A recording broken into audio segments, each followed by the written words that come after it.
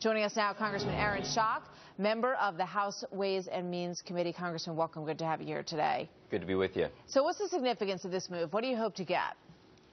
Well, look, this month marks the 1-year anniversary of this scandal breaking.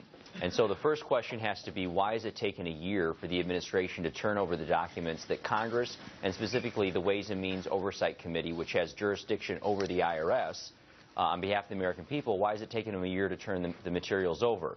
Based on the emails that we have right now, the very limited emails that we have right now, we have enough evidence to show that Lois Lerner broke the law and violated the constitutional rights of Americans, and specifically those applicants seeking 501c4 application. She knowingly misled the Treasury Inspector General. We have black and white emails of legal counsel at the IRS telling Lois Lerner the statements she was about to make would be false. She went ahead and made those false statements. She forwarded sensitive taxpayer information to her prior private email account or Gmail account, which is in violation of federal law. She knows that as an official. And then other individuals had access to that email account, violating the taxpayers' rights as well. On and on and on, we have instances where she violated the law. She needs to be held accountable. She needs to be prosecuted. And that's why Congress, the House of Representatives, took the action to hold her in contempt of Congress, because she's not cooperated with these investigations under her tenure as an IRS official. And so what are we going to get with hundreds of thousands of more emails? Probably more evidence to prove the same. Could be. I mean, we remember some of the specific nature of those emails. She said these cases shouldn't be handled in Cincy. There was a lot of discussion about the FEC and maybe the Federal Election Committee would help to remedy this problem, I think was the phrase when she was talking about these political groups, many of them Tea Party type groups who were requesting tax-exempt status, and they were being held up and stonewalled all over the place. So there were some initial emails that came out. My question is, because when you see emails turned over these days, they tend to be heavily redacted. Do you have any kind of assurance that you're going to get the full emails in these cases? Well, the interesting thing about the Ways and Means Committees, we're the only committee that has jurisdiction to get sensitive taxpayer information. So there's actually no information in Lois Lerner's emails that should be redacted when forwarded to the Ways and Means Committee. It's a different situation with the Government Oversight Committee, Darrell Iss's committee.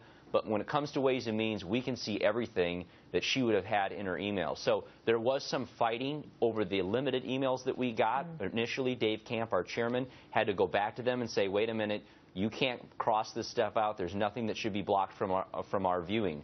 And so that's what we hope. We think we should be able to get the full story if, in fact, these are all the emails that we've asked that are turned over. Great point. Let me just remind you, Gretchen, a year ago when this story broke, we were told by the White House that they had looked into it. There was no malfeasance. They had looked into it. It was rogue agents in Ohio. Nobody in Washington, D.C. knew anything about it.